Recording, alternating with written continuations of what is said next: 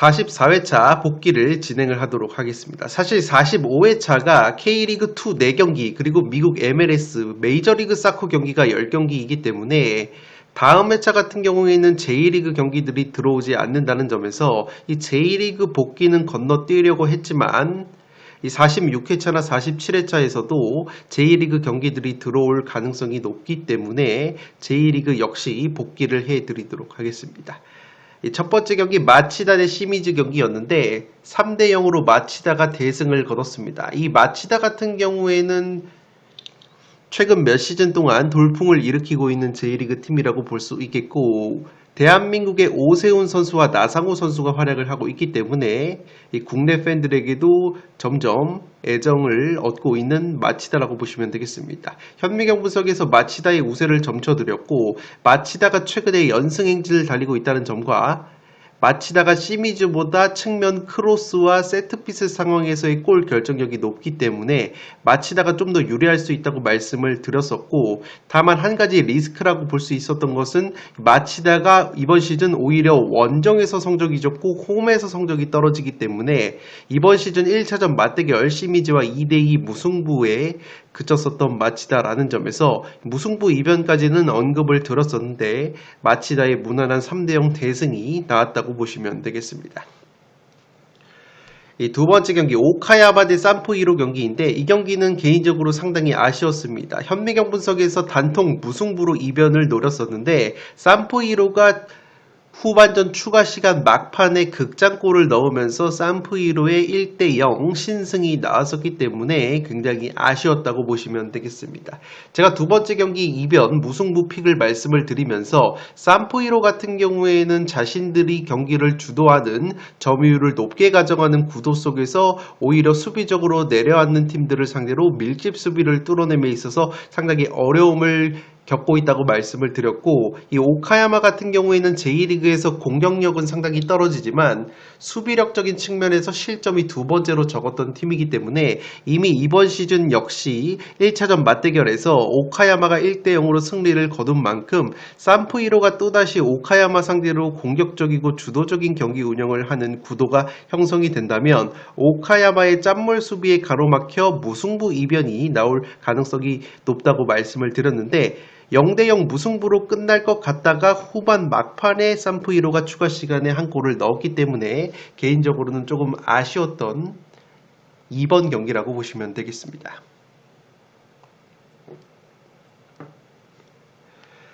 이 세 번째 경기 가와사키 대 가시마 빅매치였는데 현미경 분석에서 승패를 말씀을 드렸고 가와사키의 승리가 나왔다고 보시면 되겠습니다. 가시마가 최근에 가와사키 상대로 천정면모가 있었기 때문에 가시마에게도 기회가 있을 것이라고 봤는데 그래도 가와사키가 2대1로 승리를 거뒀고, 가시마가 최근에 주춤하고 있는 것이 공격 원투펀치인 레오 세아라 선수와 스즈키 유마 선수가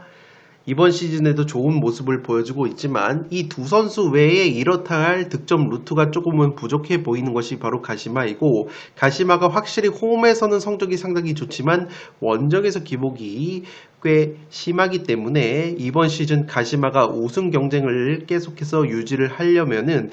원정에서도 경기력이 어느 정도 나와야 하는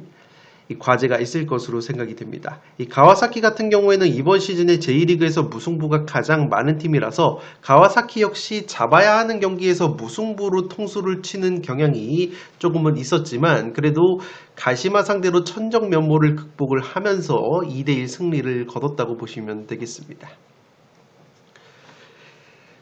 네 번째 경기 요코 FC 대 요코 마리노스 요코하마 더비였는데 이 경기는 단통 무승부로 갔지만 요코마리의 꾸역승이 나왔다고 보시면 되겠습니다. 사실 이 경기 역시 무승부 가능성이 상당히 높았지만 요코마리가 후반 막판에 페널티킥 구역구를 넣으면서 신승을 거뒀다고 보시면 되겠습니다. 양 팀 모두 강등권에서 허덕이고 있는 이번 시즌이기 때문에 단두대 매치였고 사실상 승무패 어떤 결과가 나와도 이상하지 않은 매치였지만 그래도 요코FC가 홈빨이 조금 있다고 본다면 무승부 정도가 합리적인 결과라고 생각이 됐지만 요코마리가 막판에 페널티킥을 얻어내면서 1대0 꾸역승을 거뒀다고 보시면 되기 때문에 요코마리가 그래도 한숨을 돌렸다고 보시면 되겠습니다. 5번 경기 나고야 대 도쿄베르 경기인데 이 경기는 무승부 결과가 나왔다고 보시면 되겠습니다. 제가 현미경 분석에서 무승부까지 나올 수 있다고 말씀을 드렸는데 그 근거로 나고야의 에이스 용병 공격수인 마테우스 선수가 직전 경기에서 몸 상태가 조금 안 좋았던 모습이 있었기 때문에 이번 경기 출전 여부가 불투명하다고 말씀을 드렸고 후반전에 투입이 됐다가 다시 후반전에 교체 아웃이 됐을 정도로 이 마테우스 선수의 몸 상태가 조금은 안 좋았던 나고야라고 보시면 되기 때문에 도쿄베르와 0대0 무승부에 그쳤다고 보시면 되겠습니다. 이 도쿄베르 같은 경우에는 최근 몇 시즌 동안 지켜보신 분들은 아시겠지만 기본적으로 무승부 성향이 꽤 강한 팀 상성이라는 점에서 도쿄베르 경기는 항상 무승부 가능성을 염두에 두실 것을 권장드리도록 하겠고 이 나고야 같은 경우에는 확실히 마테우스 선수가 빠지게 된다면 공수 양면에서 위력이 조금은 떨어지는 모습이 있기 때문에 나고야의 마테우스 선수의 몸 상태를 체크하는 것이 상당히 향후 분석에 있어서도 관건이라고 생각이 되고 있습니다. 6번 경기 세레소 오사카 대 간바 오사카 경기인데 이 경기는 세레소 오사카의 승리로 투표율이 굉장히 몰렸었지만 제가 간바 오사카 승리까지 추천을 드리면서 최대 이변 결과가 적중이 됐다고 보시면 되겠습니다. 최근 경기력과 공격력 자체가 세레소 오사카가 한 수 위지만 어디까지나 오사카 더비 라이벌전이기 때문에 항상 변수가 있다고 말씀을 드렸고 간바 역시 최근에 베테랑 공격수 우사미 선수가 조금은 살아난 모습이 있었기 때문에 1차전 맞대결이 세레소가 5대2 대승을 거둬서 세레소 쪽으로 투표율이 몰렸지만 당시 간바 오사카 역시 골 결정력이 아쉬웠을 뿐 경기 내용 자체는 굉장히 팽팽했던 모습이 있었기 때문에 이 경기는 세레소 쪽으로 투표율이 몰린 상황에서 간바 사이드 결과 메리트가 충분히 있다고 말씀을 드렸고 44일차 제2리그 최대 이변 결과였던 간바 오사카 승리 이변이 적중이 됐다고 보시면 되겠습니다. 7번 경기 비셀고베 대 쇼난 경기인데 이 경기는 비셀고베의 승리 말씀을 드렸고 비셀고베가 4대0 대승 무난한 승리를 거뒀습니다. 비셀고베가 아무래도 쇼난보다는 득점 상황에서 특히나 세트피스 공격력이 상당히 뛰어난 팀이고 쇼난보다는 공수 밸런스가 상당히 좋기 때문에 비셀고베의 무난한 승리가 그려졌다고 말씀을 드렸고 4대0 대승이 나왔다고 보시면 되기 때문에 딱히 7번 경기는 복귀를 할 내용은 없을 것으로 생각이 됩니다. 8번 경기부터는 K리그 경기로 갑니다. K리그2 충남 아산 대 수원 삼성 경기인데 이 경기는 제가 과감하게 단통 무승부로 한번 이변을 노려봤는데 수원 삼성의 한 골차 3대2 꾸역승이 나왔다고 보시면 되겠습니다. 충남 아산이 경기 내용 자체는 밀리지 않았지만 수원 삼성의 용병 공격수 브루노와 세라핌 선수가 나란히 득점을 하면서 용병 쪽에서 퀄리티 차이가 났고 확실히 충남 아산이 약점인 것이 국내 자원들의 퀄리티는 상당히 좋지만 수원 삼성만큼의 용병 자원 퀄리티가 없기 때문에 그 용병 자원들의 퀄리티에서 한 골차 승부가 나왔기 때문에 개인적으로 무승부로 이변을 노렸던 풋볼살롱 입장으로서는 조금은 아쉬웠던 8번 경기라고 보시면 되겠습니다. 9번 경기 전남 대 인천 경기인데 이 경기는 전남의 2대1 승리 이변이 나왔습니다. 풋볼살롱이 현미경 분석에서 전남 드래곤즈의 승리 가능성을 말씀을 드리면서 승패 투폴로 갔는데 K리그 최대 이변 결과였던 전남의 2대1 승리 이변이 적중이 됐다고 보시면 되겠습니다. 전남 같은 경우에는 공격수 하남 선수가 부상해서 돌아왔고 부상 자원들이 속속들이 복귀를 하는 가운데 여름 이적 시장에서 그래도 보강이 됐다고 말씀을 드렸고, 반대로 인천 같은 경우에는 미드필더 문지한 선수가 부상으로 이탈, 그리고 민경현 선수가 군입대가 되면서 인천이 자랑하는 중원에서의 기동력이 조금 약화가 될 가능성이 높다고 말씀을 드렸는데, 전남의 2대1 승리가 나오면서 인천의 무패 행진이 끊겼다고 보시면 되겠습니다. 인천의 무패 행진이 굉장히 길어서 한번 부러질 타이밍이라고도 말씀을 드렸는데, 전남이 저력을 보여주면서 9번 경기 2대1 승리를 거뒀기 때문에 이 풋볼살롱이 44회차 세레소 오사카 대 간바 오사카 경기, 그리고 K리그2 전남 대 인천 최대 이변 결과를 모두 적중을 시켰다고 보시면 되겠습니다. 이 10번 경기 충북 청주 대 서울 이랜드 경기인데, 이 경기도 굉장히 아쉬웠다고 보시면 되겠습니다. 제가 무패 투볼로 가면서 무승부 이변 보험까지 바쳤는데 충북 청주의 승리 이변이 나오면서 이변의 냄새가 조금은 났지만 승리까지는 과감하게 가져가지 못했기 때문에 아쉽게 미적정이 됐다고 보시면 되겠고, 충북 청주가 최근에 부산이나 전남같이 자신들보다 체급이 높은 팀들을 상대로 난타전 끝에 무승부를 거뒀다고 말씀을 드렸고, 그렇기 때문에 무승부 이변을 가져갔는데 충북 청주의 2대1 승리가 나왔다고 보시면 되겠습니다. 확실히 이랜드 같은 경우에는 공격력은 준수하지만 최근에 수비력이 흔들리고 있고, 오스마르 같이 핵심 수비 자원들이 나이가 굉장히 많기 때문에 수비 자원들의 노세와 특히나 무더위 여름 이 지나가고 있는 상황에서 수비 자원들의 체력 소모가 상당히 크다는 점에서 서울 이랜드의 수비 약점이 상당히 부각이 되고 있는 최근의 모습이라고 보시면 되기 때문에 서울 이랜드가 여름이 지나가기 전까지는 수비 쪽에서 권경련인 고전을 할 가능성이 높아 보이지 않나 생각이 되고 있습니다.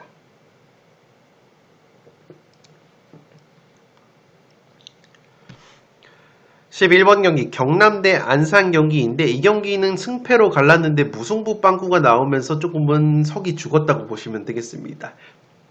최근에 분위기 자체는 안산이 좋았다고 말씀을 드렸고, 안산 같은 경우에는 이관우 감독 체제에서 3백 수비가 안정감을 찾으면서 쉽게 패하지 않는 저력을 보여주고 있는 상황이었고, 경남 같은 경우에는 최근에 분위기가 좋지 못했지만 제가 현미경 분석에서 말씀을 드렸듯이 포르투갈 공격 듀오가 영입이 됐고, 미드필더 브루노 코스타 선수와 마세도 선수가 이번 경기 출전이 된다면 경남도 반등을 할 수 있는 경기라고 생각이 됐는데, 브루노 코스타 선수가 페널티킥 득점을 하면 1대1 무승부가 나왔다고 보시면 되기 때문에 승패로 갈랐는데 무승부 빵꾸가 나오는 조금은 석이 죽는 상황이 됐다고 보시면 되겠습니다. 어쨌든 경남 같은 경우에는 최근에 분위기가 좋지 못했지만 이 포르투갈 용병 듀오가 빠르게 적응을 하게 된다면 그래도 후반기에 어느 정도 반등을 이뤄낼 수 있는 상황이 나오지 않을까 싶고, 안산 같은 경우에는 확실히 최근에 흐름을 타고 있는 것이 3백 수비 조직력이 안정감을 찾고 있기 때문에 안산이 공격에서만 조금 해법을 찾아준다면 후반기에도 저력을 보여줄 수 있는 팀 조직력이 나오지 않을까 생각이 되고 있습니다. 12번 경기 성남 대 천안 경기인데, 이 경기는 단통 무승부로 가서 0대0 저득점 무승부 적중이 됐다고 보시면 되겠습니다. 성남 같은 경우가 최근에 승리가 없었고 오히려 천안이 최근에 무패 행진을 달리면서 분위기가 좋았는데, 어쨌든 천안의 공격력이 여전히 K리그2 최하위권이었고, 성남 같은 경우도 공격력은 아쉽지만 수비 조직력이 살아있다는 점에서 이 저득점 무승부를 말씀을 드렸는데 0대0 무승부가 나왔다고 보시면 되겠습니다. 이 성남 같은 경우에는 공격 쪽에서 그래도 후이즈 선수가 골 결정력을 보여줄 수 있지만, 이 후이즈 선수가 터지지 않는 날에는 상당히 득점원이 부족한 약점이 있기 때문에 K리그 경험이 풍부한 측면 공격수 레안드로 선수를 영입을 해서 조금은 기대감을 모았지만 레안드로 선수가 공격 포인트를 올리지는 못했다고 보시면 되기 때문에 성남이 후반기 역시 수비보다는 공격 쪽에서 얼마만큼 해법을 찾느냐가 관건으로 보여지고, 천안 같은 경우에는 최근에 확실히 흐름을 타고 있기 때문에 후반기에도 상승세를 이어갈 수 있을지 귀추가 주목이 되고 있다고 보시면 되겠습니다. 13번 경기 화성 대 부천 경기인데, 이 경기는 부천의 승리를 말씀을 드렸고 는데 1대 0으로 부천이 조금은 힘들게 승리를 거두면서 적중이 됐습니다. 화성 같은 경우에도 차두리 감독 체제에서 홈에서는 쉽게 패하지 않는 저력을 보여주고 있었기 때문에 어느 정도 고전이 예상이 됐지만 부천이 워낙 최근에 분위기가 좋았었기 때문에 부천의 무난한 승리가 나올 것이라고 예상이 됐지만 부천이 조금 고전하면서 1대 0 신승을 거뒀습니다. 특히나 부천 같은 경우에는 주중에 김포와의 FA컵 경기를 치렀었기 때문에 체력 누수까지 있었다는 점에서 경기 내용보다는 그래도 결과를 실리를 챙겼기 때문에 부천 역시 만족스러운 1대 0 승리가 되지 않았나 생각이 되고 있습니다. 마지막 14번 경기 김포 대 부산 경기인데 이 경기가 조금은 통수를 쳤습니다. 김포의 3대 0 대승이 나왔는데 풋볼살롱이 현미경 분석에서 무패 아예 부산 사이드로 가면서 헛다리를 짚은 경기라고 보시면 되겠습니다. 제가 부산 사이드로 갔던 이유는 우선 김포가 주중에 부천과의 FA컵 경기에서 대패를 당하면서 체력 소모가 상당히 컸고 부산 같은 경우에는 주중 경기가 없었을 뿐만 아니라 이번 시즌 홈보다는 원정에서 성적이 상당히 좋았던 부산이기 때문에 부산이 쉽게 패하지 않을 것이라고 생각이 됐고 양팀 모두 K리그2에서 무자비 면모가 있는 팀이기 때문에 최소 무승부 정도는 거둘 수 있는 경기라고 봤는데 김포의 용병 공격수 루이스 선수가 2골을 터뜨리면서 김포의 깜짝 3대 0 대승이 나왔다고 보시면 되겠습니다. 이 복귀를 들어보시면 아시겠지만 이번 경기 오카야마 대 산프이로 역시 무승부 이변을 노렸는데 극장골 산프이로 1대 0 승리, 충북 청주 대 서울 이랜드 역시 무승부 이변까지 가져갔지만 충북 청주의 승리가 나오면서 이변이 나왔고 이렇게 경기 결과 자체가 딱 들어맞지는 않지만 풋볼살롱이 현미경 분석에서 투폴 추천이다 이변의 가능성을 언급을 드리는 경기들은 나름대로의 근거와 촉이 있는 경기들이기 때문에 자신들의 분석과 소신이 일치가 된다면 과감하게 픽으로 가져가 보실 것을 항상 권장을 드리도록 하겠습니다. 다음 45회차 일정 간단하게 말씀을 드리면서 마무리를 짓도록 하겠습니다. 이 45회차 같은 경우에는 주말 토요일에 펼쳐지고 토요일 저녁 7시 발매 마감이라고 보시면 되겠습니다. K리그2가 4경기가 들어오는데 1번부터 4번 4경기가 들어오고 전남 대 경남 1번 경기 그리고 2번 경기가 부산 대 성남, 3번 경기 수원 삼성 대 충북 청주, 4번 경기 천안 대 화성 경기라고 보시면 되겠습니다. 나머지 5번부터 14번 경기는 미국 메이저리그 사커 경기들이고 미국 메이저리그 사커 같은 경우에는 상당히 변수가 많은 리그이지만 예전부터 풋볼살롱 채널을 구독해 오신 분들은 아시겠지만 개인적으로 풋볼살롱이 미국 메이저리그 사커 분석과 승부패 프로토 구매를 굉장히 즐기기 때문에 다가오는 금요일 현미경 분석을 잘 시청을 하신다면 미국 메이저리그 사커 역시 깜깜이로 픽을 구성을 하시기보다는 상당히 도움이 되실 것이라 생각이 되고 항상 말씀을 드리지만 제가 말씀을 드리는 최종 픽을 그대로 탑승을 하시기보다는 분석 내용을 기반으로 나만의 스토리, 나만의 이야기, 나만의 시나리오를 한번 써보시면서 즐기면서 픽을 만드신다면 오히려 좋은 결과가 있으시리라 생각이 됩니다. 최근 들어 장마가 일찍 끝나고 무더위가 기승을 부리고 있습니다. 젊은 사람들 역시 더위에 나가 떨어질 정도로 상당히 무더운 날씨가 이어지고 있기 때문에 풋볼살롱 구독자 여러분들께서는 가급적 한낮에는 야외 활동을 자제를 하시고 충분한 수분 섭취와 더불어서 항상 무더위 건강 유의하시기 바랍니다. 지금까지 풋볼살롱이었습니다. 감사합니다.